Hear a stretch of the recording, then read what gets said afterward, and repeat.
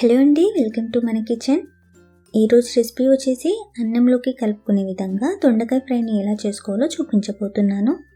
అలాగే ఈ fry side డిష్గా అయినా చపాతీలోకైనా చాలా రుచిగా ఉంటుంది. ముందుగా స్టవ్ వెలిగించి ప్యాన్లోకి 3 టేబుల్ స్పూన్ల దాకా ఆయిల్ని యాడ్ చేసుకోవాలి. ఆయిల్ కొద్దిగా హీట్ అయ్యాక 1 టీ స్పూన్ జీలకర్ర, 1 టేబుల్ స్పూన్ మినప్పప్పు, 1 టేబుల్ స్పూన్ శనగపప్పుని వేసి లో ఫ్లేమ్లో 1 నిమిషం వరకు వేయించుకోవాలి. పప్పు వేగాక కచ్చా పచ్చగా దంచి పెట్టుకున్న 5 లేదా 6 వెల్లుల్లి రెబ్బల్ని అలాగే 3 ఎండుమిర్చి ముక్కల్ని వేసి కాస్త వేయించండి.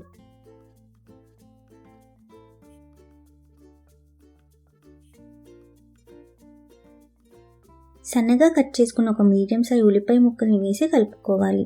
అలాగే ఇందులోకి ఘాట్లు పెట్టిన 2 పచ్చిమిర్చి ముక్కలు.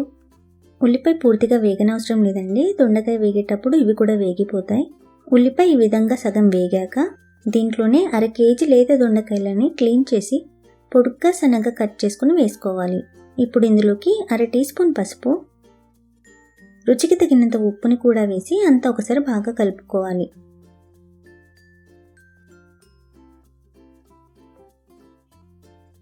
ఇలా కలుపుకున్నాక మూత పెట్టి దొండకాయని పూర్తిగా వేగేంత వరకు లో ఫ్లేమ్లో వేయించుకోవాలి. అలాగే అడుగంటకుండా మధ్య మధ్యలో మూత తెరిచి కలుపుతూ ఉండాలి. అప్పుడే దొండకాయ అంతా కూడా ఈవెన్గా వేగుతుంది.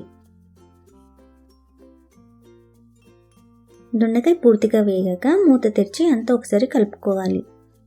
నాకు ఈ దొండకాయ వేగేసరికి ఒక 20 నిమిషాలు పట్టిందండి లో ఫ్లేమ్లో.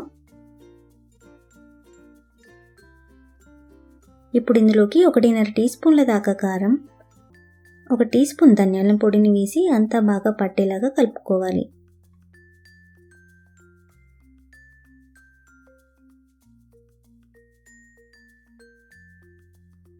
అలాగే ఇందులోకి 1 టేబుల్ స్పూన్ దాకా ఎండు కొబ్బరి పొడిని వేసి కలుపుకోవాలి.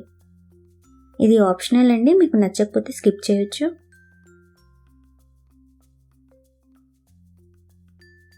ఇప్పుడు చివరిగా సన్నగా తరిగిన కొత్తిమీరని వేసి కలుపుకొని స్టవ్ ఆఫ్ చేసుకోవాలి.